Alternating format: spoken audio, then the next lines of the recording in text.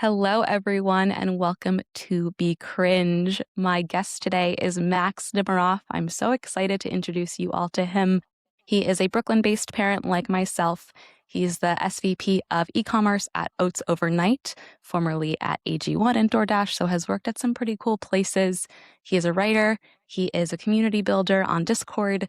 He is an aspiring Court Street shop owner, perhaps. He's a grandson and a Pokemon master and a self-described outsider. So welcome, Max. Thank you for having me, Julie. Thank you for being here. So happy you could join. I'm really excited to chat with you today. I know I went through and described you the way that I know to describe you, but Max, I would love if you could introduce yourself to everyone listening. Well, thank you for having me again. I'm so happy to be here. Yeah, so I am a creative person that has fallen into corporate life and is very much playing the game, trying to do their best work, do interesting things, and grow, try to provide for my family. I have a growing family. I have a daughter that's 20 months old. I have a son that's on the way, soon to be here. So, growing family, dad, trying to do my best work. And a large part of that has to do with creating things on the internet and helping brands build their e-commerce businesses, particularly around subscription and membership is where I've found my footing. I find that that style of business is really about building relationships. And ultimately, at its core, I'm somebody who craves having great relationships in my life. I think we can all relate to that, which sort of led me down to my own personal creative pursuits of building community and writing to find people like yourself that I could surround myself with and build a community for me based off of who I am today, right? I think we all sort of grow up the way that we grow up, meeting people out of convenience, out of the places we spend time in that where our parents take us.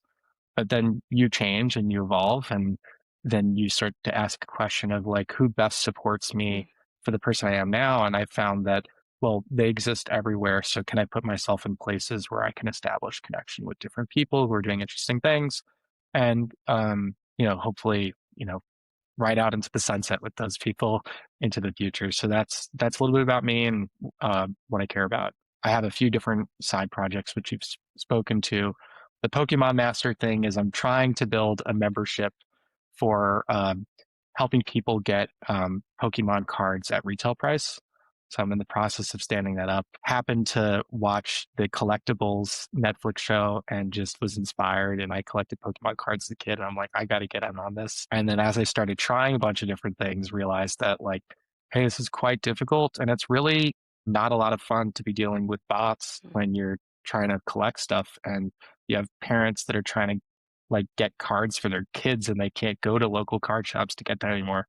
So like, might I be able to solve that problem, bring a little bit of joy to families and that kind of thing. So that's really the reason behind it. But yeah, that's me right now in a nutshell. Love it. A lot to talk about, a lot going on. Parenthood, full-time leadership, corporate role, side projects. I think a lot of people see someone like you and want to ask, like, well, how do you do it all? I think I'm less interested in the how, right? I think, there's plenty of that kind of content out there. I get up early, I go to sleep late, I prioritize. We all have the ways that we prioritize. But Max, I'm curious, what drives you to do it all? Why do you do it all? Because I think a lot Yeah, of people might not. it's a good question. I think there's a deep answer to this and a lot of different reasons. I can speak to some of them. Like at its core, I'm a daydreamer. I've always been somebody who's just kind of you can lose me for a second as I think about different ideas. I love science fiction and movies and Friday nights at my house growing up where the whole family, I have three siblings, my parents sitting on a couch watching a new movie. I, I was like one of my favorite pastimes, right? So I live in like stories and imagination. So, being a creative person and having these things that sort of inspire you, you start to imagine a life for yourself where like you are in those movies, right? Where you can create these things and have these things happening. And I think in the US, like there's like a big, like there's a lot of importance placed behind entrepreneurship. Uh, and so I think like as a society, like we inspire people to become entrepreneurs. Working in tech, you see it all the time. And I worked with a lot of really incredible founders that I've gotten the privilege of learning from. And then what I realized as I got into leadership was like, hey, these people are just like me, right? Like they're actually not any different. And so I'm like, I just have to start. And I really wanted all of these things for myself. And then that coupled with a having a kid and the way that that drives you to finally just do the things that you need to do for your family to give them the life that you dreamed of and making it pulling that forward and making it feel like no, like there's an urgency to start this right now so that I can make all of these amazing memories. So that was all there. And then the last thing I'd say is like I had an incredible grandfather who is no longer with us, but he was an entrepreneur, an artist, a Holocaust survivor, and such an optimist and taught me so much about just being like a global citizen and somebody who could just do a lot of different things and live life that is fun and exciting, full of adventure. And I just have always wanted that for myself. So I think that, and definitely my daughter sort of pushed me to start. Yeah. Yeah, I love that. I think that answer resonates with a lot of people in so many different ways, right? We're not all parents. I am a parent, so I very much understand that of I think one of the things that pushed me to start putting myself out there more and launch this podcast and do all of these things that I've always said I wanted to do is because I want my kid to know that he should do all the things that he wants to do and not worry about what others think. And it's sort of like that was my catalyst moment of actually like I'm like, okay, there's somebody else here that I want to set that example for. So very much understand that. I love that your relationship with founders also played a part, and then of course the relationship with your grandfather, and just sort of watching him move through life and how much of an inspiration he was. I included grandson in your intro. Obviously, like we all have grandparents, but I know that he was so important to you. I'd love to chat more about growing up and that influence. When we spoke, you called him like the original like he had the original portfolio career, and I so loved that because that is such a buzzword today, for good reason, right? I think I'm very much admire that path and that way of working and that way of setting up, but it's a nice reminder that this type of person, this type of work has always existed and always found their way. Yeah, he worked in a family business manufacturing children's dresses. Was the same guy. Did like stock trading and invested in oil and commodities. He owned an ice cream shop. He painted. So he was a true artist and just, I think moving in this country and sort of having to make something for yourself, right? You find what brings you joy and then you use that to let you lead your life. And I think that's really important because we want to all be happy, right? And I think letting your passions, which change over time, drive you to do things, I think is like a great way to live. It certainly allows you to enjoy the process, which is more important than the outcome. And I think, yeah, I mean, I got to see that and hear about it. When he was retired for as long as I can remember, experience with him. But he was always somebody that had like robo trading on his computer. Like I'd go to his Upper East Side apartment, like my Zadie, like literally my grandpa, and he was robo trading and had these programs, and he would try to like tell me about it. But he was also at the same time somebody who read philosophy, right? And he was extremely well read, and so he just did a bunch of things. And I think that for me, like I think one thing that has really stuck with me is like he viewed himself as an artist, and I view myself the same way.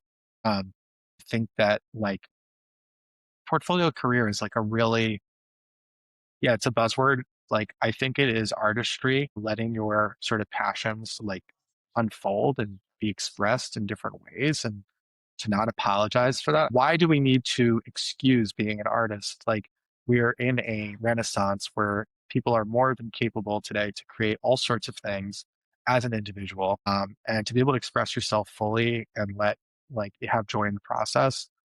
It doesn't need to be called anything other than that. I think that's something that I'm leaning into. Yeah, that perspective is so sharp. It really does turn because a lot of people who do have these portfolio careers are like artists, they're writers, they're creatives, they're kind of trying to multi-passionates, get all of their, things that they're excited about and streamline them into, whatever amalgamation happens. And that word portfolio really does like put this business box around it. And that's not saying you can't grow a business that way, but it does. It's sort of like the LinkedInification of Exactly. creativity. Yeah, and I think it also helps us just flip what an artist is on its head a little bit. I think for me at least, I've said this in other episodes and in other places, but I've only let myself admit that I am a creative and a creative person until very recently because I didn't fit the mold of what creativity looked for me growing up, right? It was kids in Yeah, art class exactly. and like, really people who were really talented. And like surrounded themselves with that world, and I never saw that as, because that's not how I express my creativity. I never thought that, "Oh, I'm an artist," but I've really started to step more into that label, and it sounds like you are too. And yeah, you can, lead an ecom team at the VP level and still be an artist. And I think that is something that we all need to hear more and more of as I just think this industry is splintering in general. Yeah, Unless you get more comfortable with that. I completely relate with what you're saying. Like the idea of what it means to be a creative person is like today, like boxed in as you must draw or you must create a movie or whatever is typically seen as like artistic field. But that is like absolutely not true. I mean, I think that there's so many creative people who do express themselves in all sorts of different ways. Mhm. And all of that is artistry, right? Like we live in a more digital world today. If you were expressing yourself through software, you can be as much of an artist as somebody who is like making a painting. There's no difference to me Mhm. in which medium you're using to express yourself. There's only the way in which you do that. And I think part of being an artist is to really embrace yourself in the emotional aspect of what it means to create something and focus on that. It's as long as that's present in your work, you are an artist. I think we need Yeah. to make this a little bit more normalized. Yeah. Yeah. I very, very much agree. I also, the fact that your grandfather was retired by the time you had a relationship with him means he did it right. He did something right. He figured it out. I love him being the original portfolio careerist, the original robo trader. Yeah. That's Oh, so gee. good. So good. OG all around, philosopher. When you and I spoke a couple weeks ago, we talked a lot about experiences growing up, right, with your grandfather in various communities that you were a part of. And I really related to a lot of your story because I had this experience growing up where I felt like I was always trying to find my place and where I fit. And it wasn't until recently, well into adulthood, that I settled into this idea of I don't have to fit. I can be me and the fit will come or it won't. Um, would love to know how you think about that as you build community in work and your, personal side projects. I don't want to call them side projects. The other things that you do outside of your full-time role, and how that sort of impacted you and influenced you to create what you're creating today. Yeah. So I've always felt like the black sheep in my family, whether or not there's truth to that or not, it is my truth. And just meant like I love my family and I love my siblings, parents. So that is all true. I also was not the basketball player that my brothers were who made the team and were more popular in school. I played board games every Saturday with my friends and our idea of fun was like playing Halo on the couch, like late at night. So like very much more of like an introverted, nerdier type of kid. And but I didn't really fit in that crowd either. It was like that crowd, they were just different. Was somewhere in the in between. I was not quite popular, but not quite a nerd either. Right. So yeah, I kind of always felt like I just didn't belong. And I grew up in like a religious community, modern Orthodox Jewish community.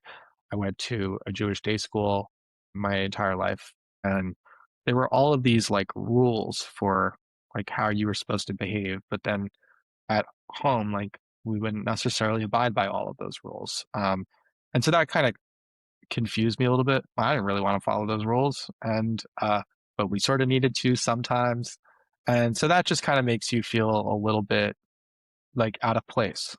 Like, is it something that we care about, or is it for me? And you don't need to follow the rules, and you could do whatever makes you happy. Everybody should lead their life. But for me as a kid, like I had my own thoughts on things. And like that, plus feeling a bit of an outsider or black sheep was like something that like helped me, that they formed my identity. And then as I like went on over time, like and made friends and all this kind of stuff, which I had friends in different groups. Like I had this one person who was in this group and another friend in a different group. So I was always somebody who had to like stitch together like their friends. They were in their groups, but if I wanted to hang out with my friends together, I needed to create the space for that. So my house became a place where I organized and had people come over and spend time on the weekends. And like, if I didn't do it, my friends were not going to be together. Right. So it was always about connecting people in that. Fast forward, into college, like I was rush chair of my fraternity. I organized people. I built the pledge class. I was in the Jewish fraternity, so it wasn't like crazy frat. I was Like just that you clarify that, like yeah, it was yeah. It's tame. important to know, but I did. I was the person who brought that together, and like I just have naturally sort of fallen into this place a lot of times because like I've always been in different spaces. And so I like to say like I'm on the edges while other people are on the nodes. Mm, And I think that that is like a lonely place to be unless you sort of create space for yourself. There's a really important Jewish lesson about like the importance of welcoming people into your own home. I think that's not just a Jewish thing. But for me, like as somebody who was raised that way, like I also feel that way. And so I think mm, it's like, hey, I must like if I want to have like space for people in my life, like I need to create that space. And so now I've fast forward building an online community. Like, for me, it's like a deep passion, like to find other. It's really more how do I like if I build it, they will come, right? If I'm trying to attract people who might want to chat, who might want something similar, I need to create that space. And then just be a welcoming person in that space to give people like the help that they need, support to grow with them, to get to know different people. And so now I have it. And over time, I hope that it continues to add value to my life. I've hired 3 people out of my own community. I've seen other people get jobs. I've had people who have dealt with loneliness that have had support. So like really true, like community oriented help. It's a bit difficult to explain to people because you, you expect an online community to be something that it's like you join and you must get this value, this value, and this value. I'm sorry. Like those things grow, they do really well. But it's like media. It's like they are feeding you value. It must, for me, there's something that is more honest about what I'm trying to do. I think it's really more about like true community. I don't need to know why they're similar. Bring a bunch of randos together and we'll figure it out. Right. So it's like maybe that's harder to like figure out how to attract people. It's a small community. It's not quite growing, but every day or every so often, a couple people show up and then they become quality relationships. And I think over the long haul, I believe that that's where the world is going. I think that we're going to look for more authenticity online, more trust. When more of the internet is like part of like your everyday life, you're not going to want to interact with a bunch of AI agents. You're going to want to interact with people like myself who have created spaces for you to go and join and meet other people. It doesn't matter if they're here or if they're in Poland. Like, you just want to surround yourself with nice people. Internet can bring connection. And so I believe in like, I am a futurist. I think that the internet is becoming way more like it is way more integrated. It'll be in our hardware devices and it'll be in our home. mhm. But I think that there's a way to reform the internet so it really becomes more about connection like it used to be. Like if you remember early days, you'd be on AOL Instant Messenger, you would talk to your friends, it'd be super fun. That is going to come back. And I think it's going to come back in a large way through online community, which I am thankful to be a part of. Yeah. I love that whole through line. It's so clear to me that this type of community building or being able to just connect people who maybe on paper don't have all these interests, like, overlapping interests, or wouldn't maybe make sense to get them in a room together, but you can do it anyway. I see that in the way you grew up, right? Having friends in all these different groups and you were the glue. I know you say it's a lonely place, and I definitely want to hold space for that, as cheesy as that might sound, right? I definitely acknowledge that, but I also think it has turned into your superpower in a sense, even in your career, right? Being able to work with membership and retention, you're kind of dipping into the community a little bit. And then, of course, this all leads us to what you're doing with the 500 plus and that membership and how, you have said to me before and just now, like, it's hard to describe. There isn't like, oh, join and you get a sticker and you get 5 calls with Exactly. me a month. And right, there's like those benefits don't exist, but you still have a community of people that have signed up. If you go to your WAP page, there are reviews of folks who really have gotten a lot out of it. And I just think that is so powerful. I'm very excited to sort of see how things kind of take off for you, but would love you to talk more about the 500 plus and the moment where you decided it was something that you needed to do, that the world needed, um, how you thought it through, how you found your people, and what it looks like as much as you can describe. Yes, I will do my best.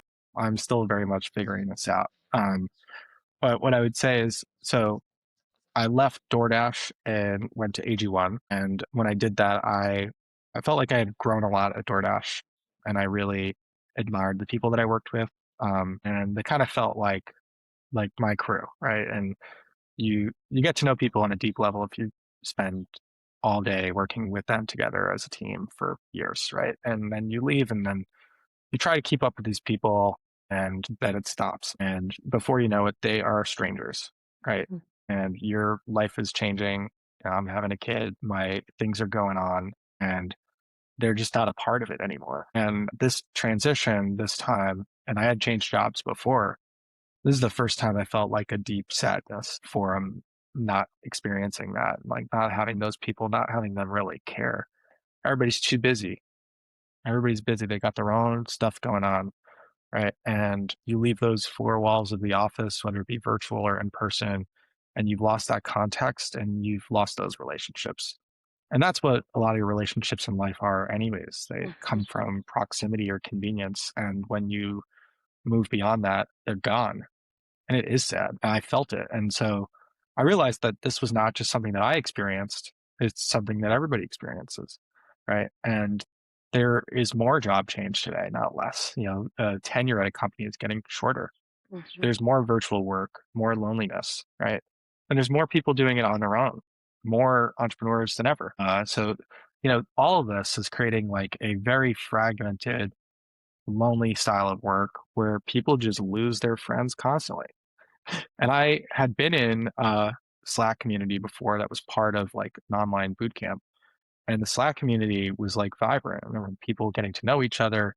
And um, so I had seen it. And well, the Slack community that I was part of, the boot camp got acquired, and people remained in the Slack group without a moderator for 2 years, just occasionally like chiming in. And I was like, this has hmm, lasted a really long time with really no support. Like people need this. They want it. And so I just decided that I was going to create one. And I was partly inspired by my wife's local Brooklyn moms Discord group that she's a part of, where like people are super helpful. And she made some of her first friends that are mom friends in the neighborhood, created community from a Discord. Uh, and I was like, wow, it's not just for gamers. You can have Discords for other purposes. Then I also read an interesting article. I can try and find it later and I'll send it to you about how online communities are becoming more important in local mm, neighborhoods. That actually we have lost our third spaces, and there's been a void, and people have become Discord community organizers, and local governments are thinking about, well, how do I support these people? They don't have actually any formal training in creating these organized groups and being these community like leaders, but they are, and they're so important now. So it's like interesting, this is changing.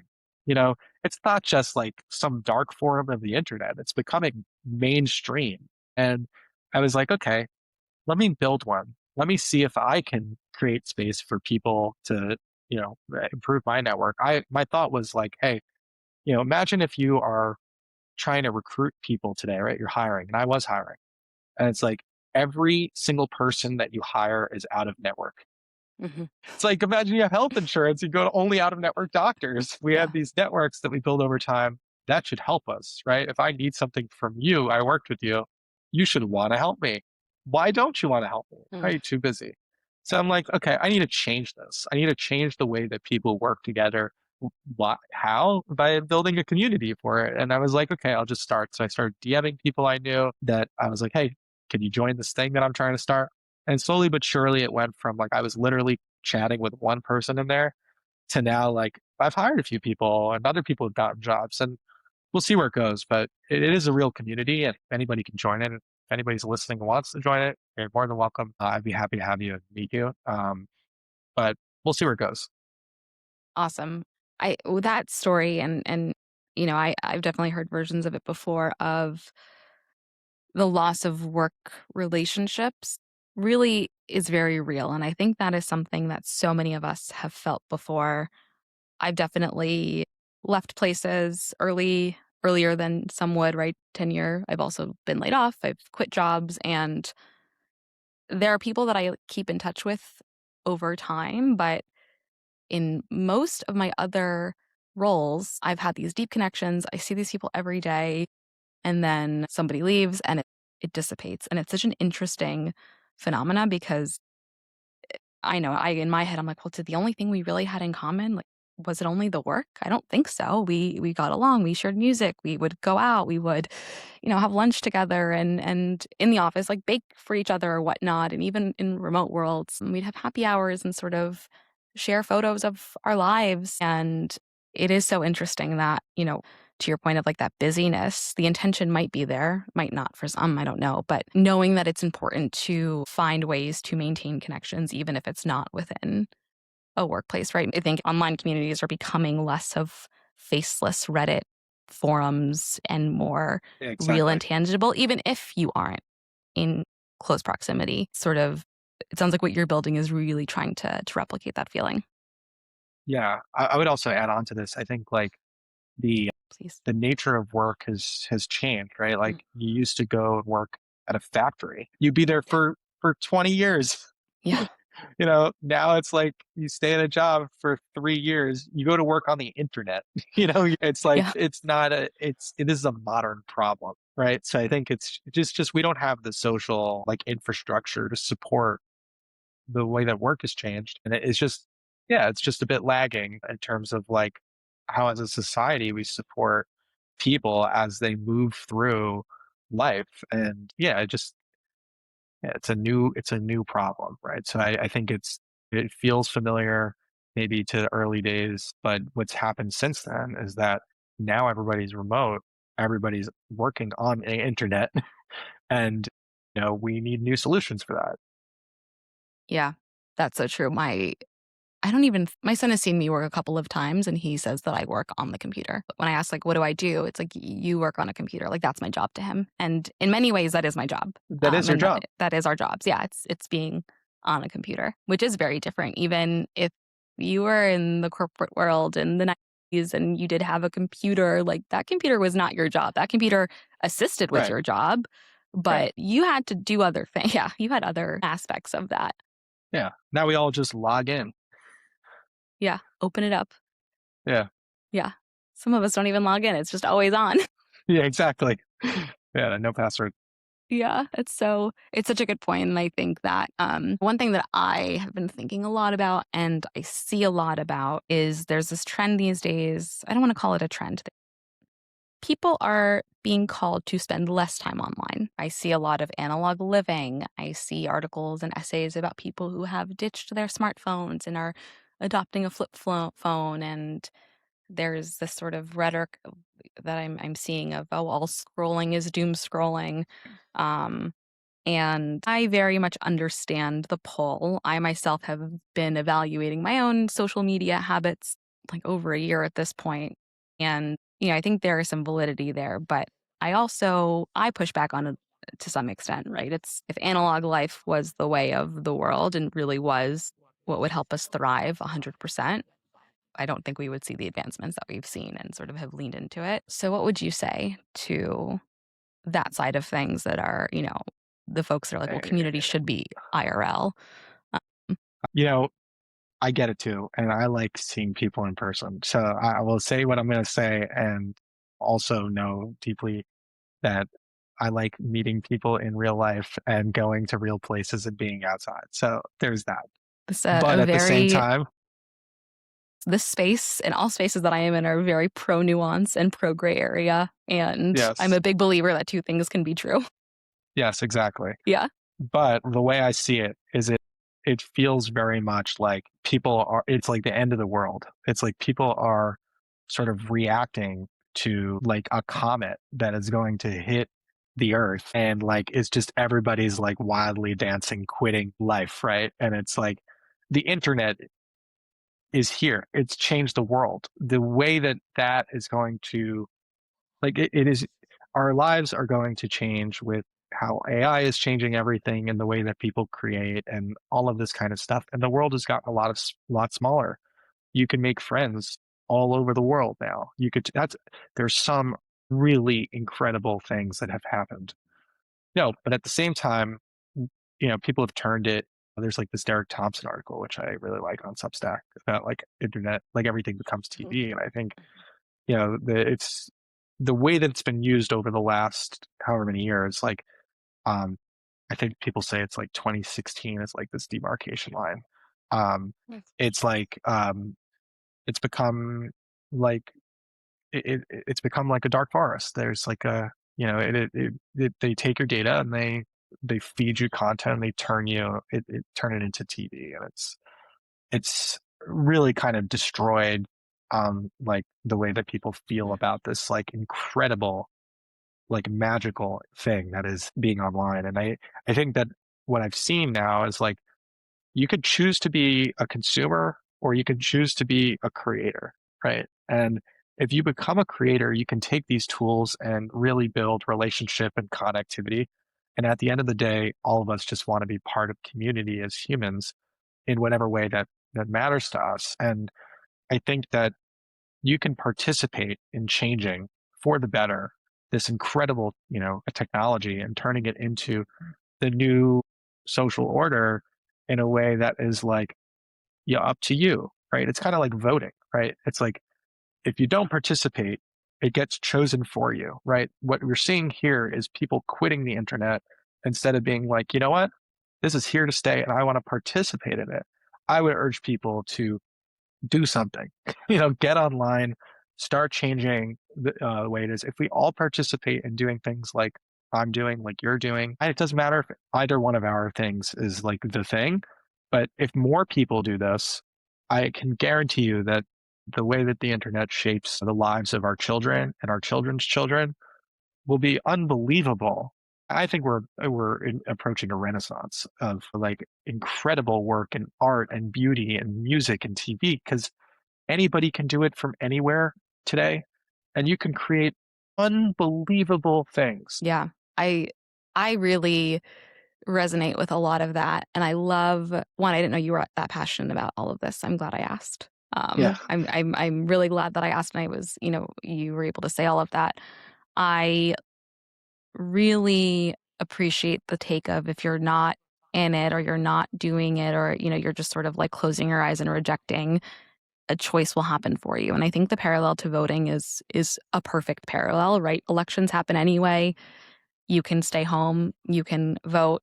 I'm one of those people that tries to vote in like every election, even if it's for one judge. And I don't like that's just, I don't know, one of those things that feels important to me because I don't want my choice to be taken, even if the right, judge on the ballot is the incumbent and is going to get 90% of the vote anyway. I still want to be a part of it. right. And I think that perspective it really flips that argument on its head. And I think there's something to be said about setting screen time limits and Sure. balancing social media and not being on it for 12 hours a day unless that brings Yeah, you joy, right? And to your point, making in real life connections in addition to. But yeah, something that I struggle with a lot in this conversation is it's so black and white. It's so you are all in, your life is online, your life is scrolling, or it's this full rejection. You think about, I think there are just so many parallels to that not working in history, right? Like if you think of people who are on a diet, any any seasoned professional who has anything to say is going to say everything in moderation. You cannot cut Right. out every single thing you enjoy because that is not sustainable. Um, I think it's the same with starting to work out or starting to, I don't know, build a new habit or whatever it may be.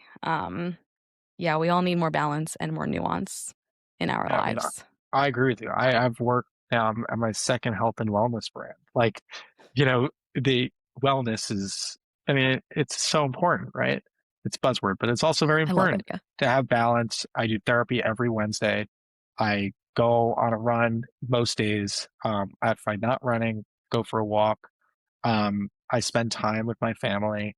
I have balance. It's easy to look at like all the things I'm doing and be like, that is all you do. And it's like I do work really hard, but I'm off on the weekends. I spend the weekends with my family. If I need to go somewhere, I go somewhere. Like I'm a dad that shows up and it is Yeah. present. Like that is me. But I find balance. Some days I do this thing a little bit more than I do this other thing. And other days I do that thing more than I do this thing. And I'll never forget like the Superman movie came out. I played hooky. I went to go see it at 9 a.m. because I wanted to see the Superman movie. So I'm like, you know, you just do whatever it is that makes you happy.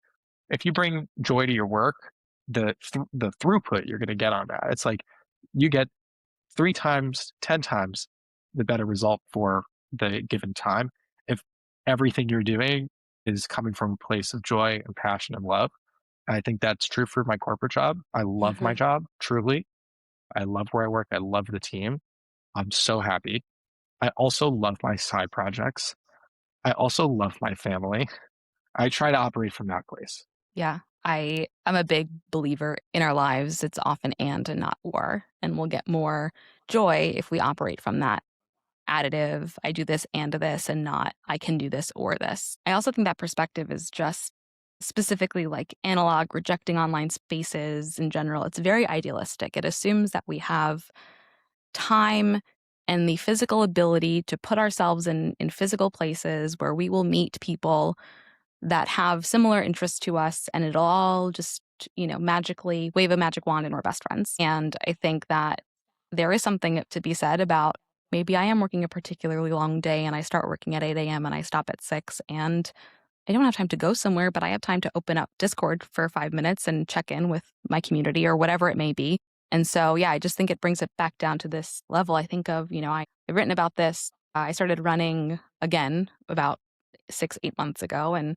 I was like, oh, I'm going to join a run club. But all of the run clubs meet when I would be getting my kid ready for school or when I would be putting him to bed. So I haven't gone to a meeting yet or a run yet.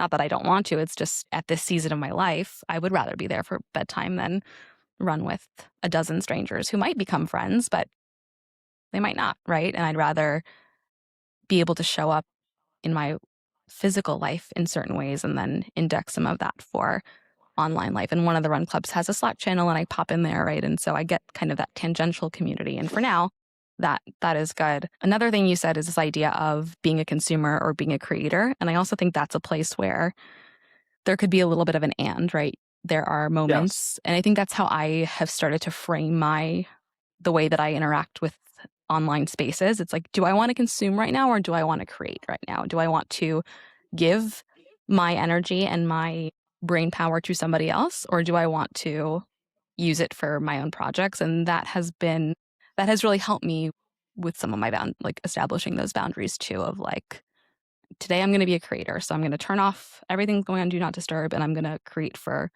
4 hours. And then I'm going to need to consume a little bit and I'm going to need to relax and just sort of turn that brain off and let the content that others have created come into my headspace. And I think that balance is also very important. I will say though, I think that what you're saying right now is a sentiment that I also feel, but I feel it as a creator. But I think for many people who are listening to this or in the audience that are very much consumers, 100% of the time, I guess I would just say that you should spend some amount of it being a creator. Choose where that shows up. Yeah. Create and like kind of going back to this voting analogy, it's like this creating is not like you must like build something for someone, you must build a business. It is really just the way that you shape the space that governs the way that you live. And I think that we all need to show up in some small way in these spaces. Not everyone, but somewhere, something. You just have to show up that way. I think that's a choice that people are not making actively, Mhm. and we need to raise more awareness around this Yeah. because it is the truth that if you don't do that, somebody else is doing it for you. Yeah.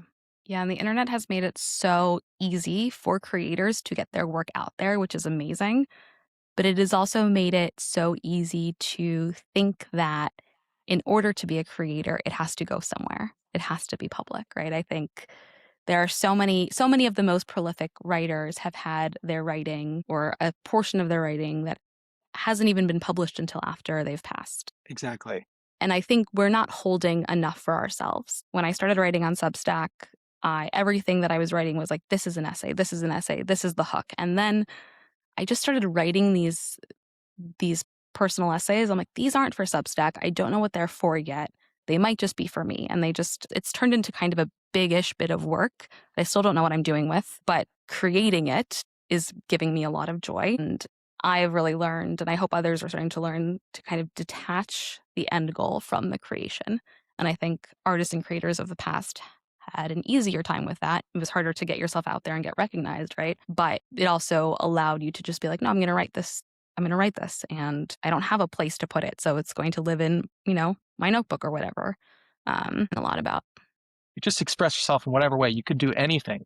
You can create a movie. You can create a book. You can create, I think there are so many people who have so many amazing things to share.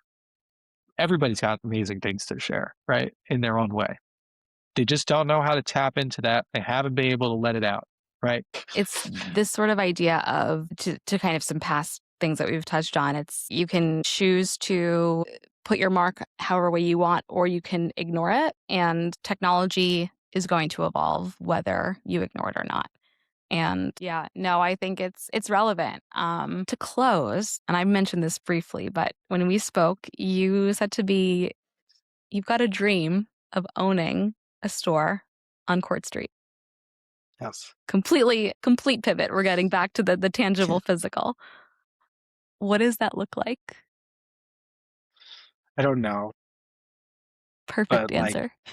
yeah, I think that there's something about small and local and neighborhoody and connection that is just everything that I am. And I think that to be able to, I also believe in, and I wrote about this on my Substack, which hopefully people will read. I like about the role of the merchant in society, and I think that there's growing importance now again for merchants and mercantile groups to have influence and shape the internet because people need things and we need to trade and we need to connect with other people and everybody's got value to bring. It doesn't matter what value it is. Commerce is ultimately how everything works and you can participate it to exchange some value with some other person in a way that is communal. And so I love this idea and I admire this idea of being a merchant about the immigrant that shows up and creates a store and like participates in the world because they have some value to provide. And that's how people with no means end up doing things with their family. So I think to be a merchant is something that I think is noble, I think has incredible importance in society, has growing importance on the internet. It seems like it's already important. It's become going to be more important. And I think that being a merchant, being able to add value to your neighborhood, to have social interaction even into old age, that just feels like such like a picture perfect way to end my career. And I think that to achieve that and have the means to still go on vacation and still take my family places where we want to go, that will feel like I have won, where I can still work, but in my own way that feels like homey. And I just want that so badly. And, my wife was born and raised in Brooklyn Heights, raising our family here. Like, I'm not going anywhere. So, doing that on Court Street just feels like the perfect place. It's where I go on walks every morning. And so I believe in like, I have a story for myself in my head and I love like writing that story. Hmm. And so having a goal and knowing that like I have a way that I want to end the story. Being able to achieve that would feel like I've won the game. And I also believe in the idea of winning the game. There's Naval Ravikant talks about this. in his book about winning the game. And I think it is possible. I believe in myself and my ability to do it. And I'll know that I've won when I've achieved that, where I spend my days on Court Street with kids running into my shop and I get to just do that. Like that would I be love that. amazing. It really does feel like it is the perfect mix of your grandfather's legacy, of your legacy, of this skill and talent of creating community and bringing people together and doing it in this physical place. It feels like the perfect, to your point, yeah, end final stage of your career, right? You've done all of these different things. You've built community. You know how to bring customers in, and now you get to do it physically in a storefront. I think that is a perfect way to kind of wrap up the last line on LinkedIn, if you will. Yeah, exactly. And I also think there's something so powerful about knowing what the end goal is without knowing what you're going to do. I find that I've started to be more okay with that. I used to think I have to have it figured out. I have to know what I'm going to talk about. I have to know X, Y, and Z, and just being like, this feels good. I don't know if I'm going to sell candy or ice cream or men's pants or whatever it may be, or another industry that we don't even know exists yet, right? But knowing like the feeling that you want to get out of it, I think is super powerful. I think in that merchant essay, you said something like the tools change, but the feeling doesn't. And sort of Yes. that feeling of wanting to be a merchant is I relevant and will actually always be relevant. I know we're wrapping up here, but I think on that point, I think, and I should probably express this in an essay at some point, but it's the feeling here is like you could see something in the distance and it's blurry, right? Mhm. And as you move forward in time, it gets clearer and clearer and clearer. That's the way things work. So if you have a vision, if you're looking ahead, you're also driving, if you're looking ahead, you can see that blurry thing and you know what you're moving towards, right? And you can feel it. And you know that there's something in the distance. And as time goes on and you do more things in your life, you could start to see it clearer and clearer and clearer. That Mm. is the feeling. If you are experiencing that and you're moving towards something, just keep moving towards it. It's going to reveal itself to you. You don't need to know every bit of detail. You don't have, superpowers where you can just have these amazing glasses. Maybe one day you will. But I think that's what it feels like. I think Yeah. you described it well as well. But I don't think people actually understand this. And Yeah. yeah, I think it's helpful. Yeah, there is this pressure to have it all figured out and be crystal clear on the vision. But sometimes if you're waiting for the clarity and the details and you're trying to see past the fuzziness too soon and you're waiting for that to come to you before taking action, it's actually a choice to not chase after it, right? It's a choice to sit with inaction and to oh, that'll come to me eventually, but I don't know what it is right now, so I'm not going to do anything towards it. But if there are things that you can do, small steps, ways of working towards it, even if it's just your what you've just said, really being crystal clear on the things that like it's a storefront, it's on Court Street, the feeling that you want, why you want to do it. That holding on to that is so powerful. So I definitely hope that everybody listening takes that away of there might be something that you want to do. Maybe you don't know why or what form it's taking, but there's probably a small step to be taken that'll sort of help the fog clear over time. And it might take years. And that is okay. Yes, it will Yes. take years. It will probably take years. Yeah. Yeah. Well, I am pretty good at scouting storefronts. I feel like once I know somebody's trying to find something, I just hyper focus. So you might get messages from me for if I see any for rent signs on Court Street. Um, uh, Thank you. I'm not yeah, ready yet. I have work to do, but can meet with the realtor.